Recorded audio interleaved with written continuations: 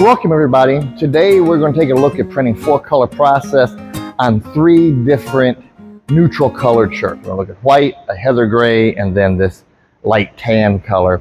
We are printing today a Jaws. This is a low resolution vintage picture that we found online.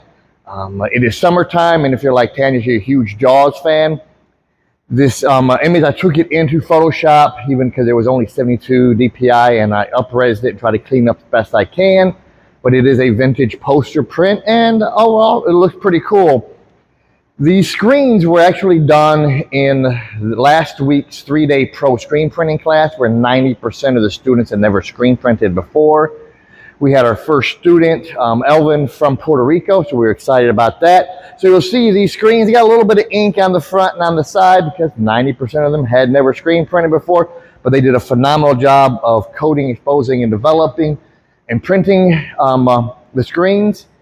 Just a little messy, but as we all know, with practice, that becomes cleaner. So we're going to start by using yellow on our CMYK. We're going to be printing yellow, magenta, cyan, and black. We want to print all 4 of these colors. We're doing a hard flood. The hard flood, we've injected the ink through the thin layer emulsion, through the mesh, into the thick layer of stencil on the bottom. And I'm going to get behind it. We'll be doing the push stroke. I'm going to lock my arms, and I'm just going to rock forward. I want to keep that angle and pressure consistent. I do not want my blade bowing and turning into a J. I do not want to print on the side. I want to keep on the edge of that blade. And I'm just going to rock forward. Hear the nice little whistle.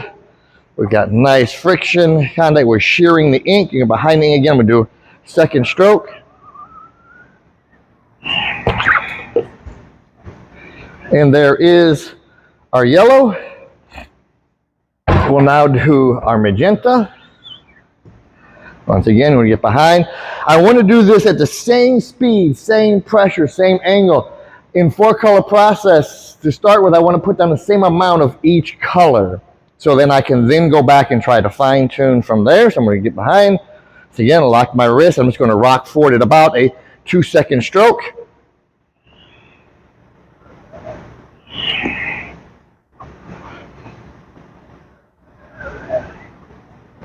And once again, just enough pressure to get a whistle.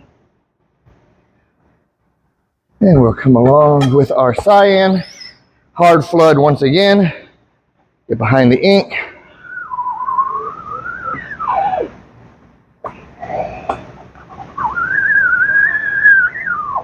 Very nice whistle there. And now we're going to do our black. Hard flood once again, get behind, same about 2 seconds, same angle. I'm just doing a little quick stutter stroke to make certain that my squeegee likes that angle and that pressure. After a couple of shirts, it will become more muscle memory, but right now I want to make sure that I don't stutter, because if you stop in the middle of the print, you run a high probability of leaving a line.